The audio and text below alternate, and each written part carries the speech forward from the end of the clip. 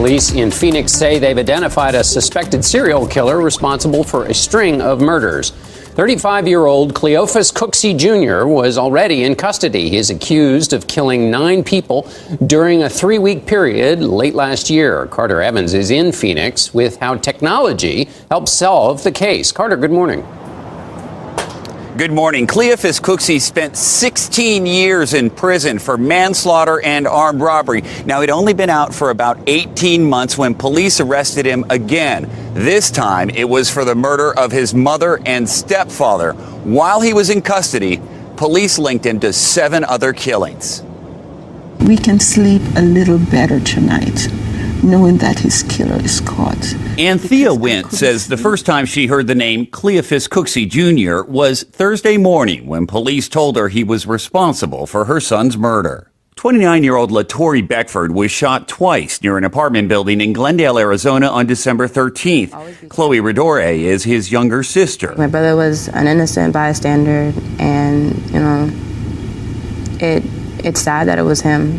Murdered all the best of them. Cooksey, seen in this YouTube video rapping about murder, is accused of killing 7 men and 2 women in the Phoenix area from November 27th to December 17th. All died from gunshot wounds. Phoenix police credit advanced ballistic technology with helping link Cooksey to the murders. Phoenix is one of 5 cities that joined a national program allowing agencies to rapidly share, analyze, and process evidence from different crime scenes. We solved 9 homicides in 3 weeks. I think that's astounding for any police department. Jonathan Howard is with the Phoenix Police Department. Do you think you might link this suspect to other crimes? I think there is a possibility. In fact, I'm going to say I think there's a probability that there are additional homicides out there involving this same suspect. Anthea Wint says while Thursday's arrest gives her closure, it still doesn't bring her son back. He have the will for life, and I cannot imagine that he's not here anymore. Each and every day is very hard.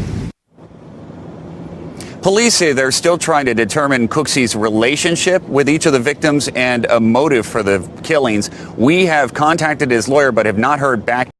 He is being held right now on a $5 million bond.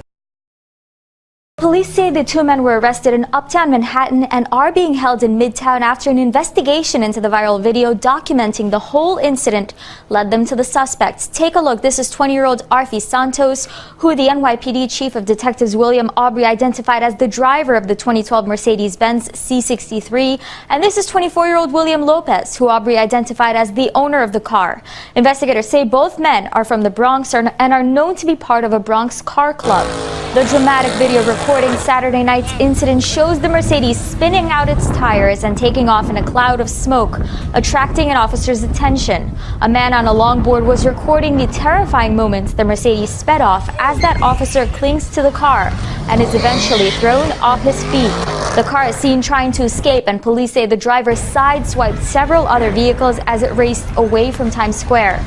Now, NYPD Chief of Detectives William Aubrey says both men have several prior arrests, and they were already looking for the owner, William Lopez, for performing the same kind of stunt with the same car up in Harlem on a sidewalk just a day earlier.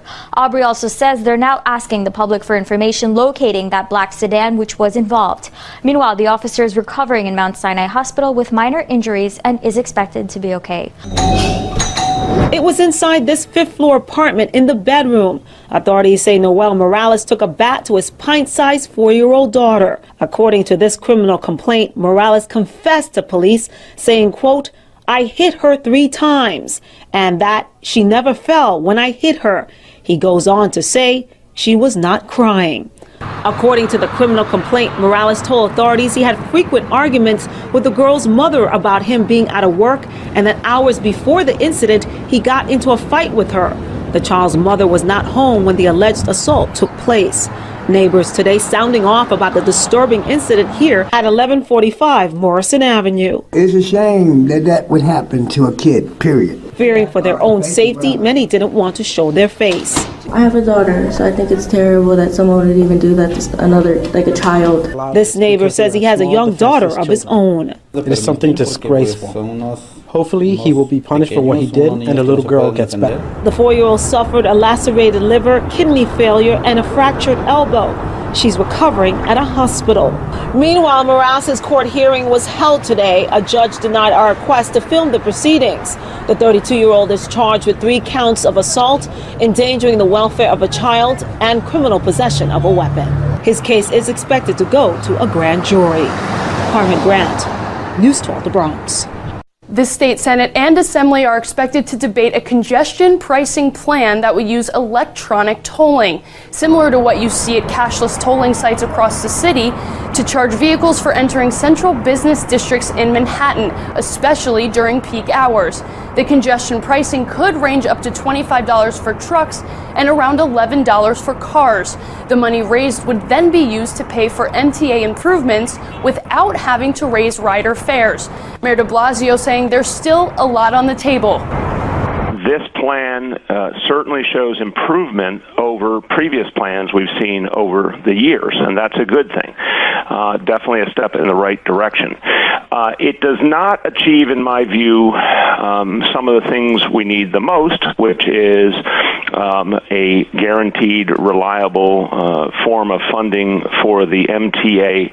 I believe the millionaire's tax is still the best, most reliable, most verifiable way to get that permanent funding for the MTA.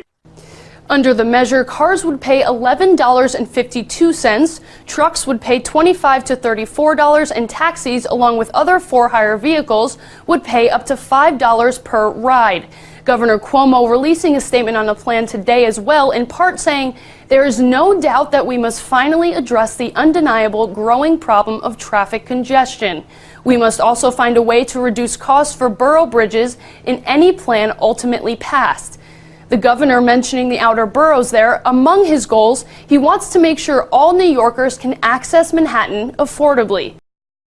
Several things changed for commuters since the city rolled out select bus service on the BX6 route here in the Bronx.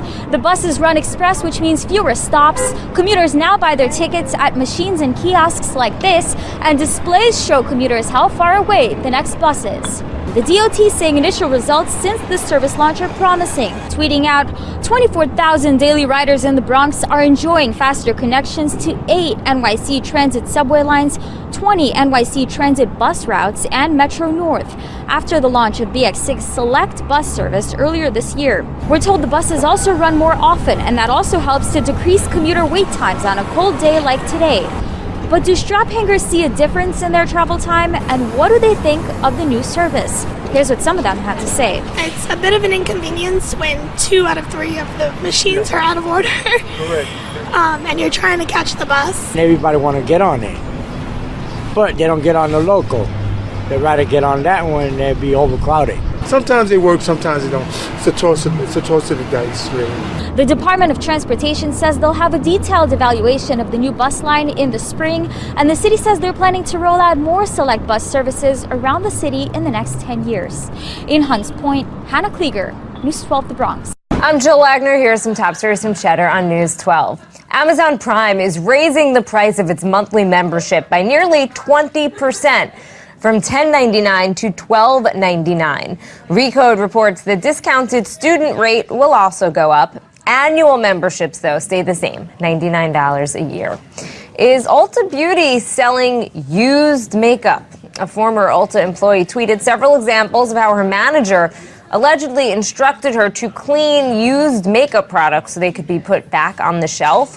She said she used Q-tips to clean foundation and that her manager wiped a used lipstick with alcohol. Ulta told the Today Show that is a violation of their policies and used products are supposed to be thrown away, not resold. And Facebook CEO Mark Zuckerberg may be getting fancy. According to a Turkish newspaper, Hürriyet Daily News, the Facebook CEO secretly bought a super luxurious yacht from a New Zealand billionaire back in September. The yacht, named Ulysses, reportedly includes features like a helicopter deck, a day spa, and 8 dining locations. A Zuckerberg spokesperson is denying the report, clearly stating that no, he did not purchase a yacht.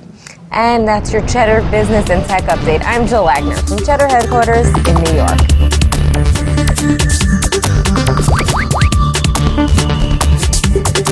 His smile says it all. I'm so happy for my son. Hi, Diego. You're excited?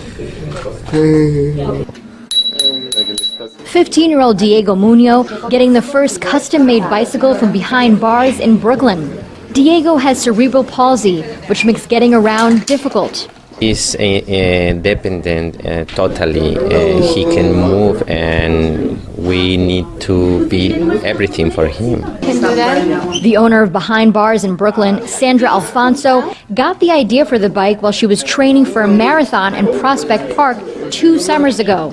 Her heart broken as she saw 2 children passing each other. Saw how the kid in the wheelchair was almost coming out of the wheelchair, trying to see the kid that was riding the bicycle. And you can see the sadness in his face.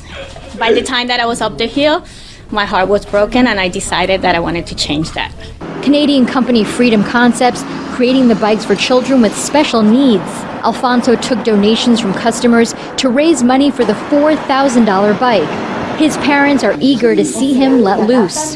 It's an amazing dream come true. The shop is raising money to build bikes for 2 more children with special needs. In South Slope, Katie Vasquez, News 12, Brooklyn. Immigration activists and advocates stepping out today to say enough is enough when it comes to the government's policies on immigration.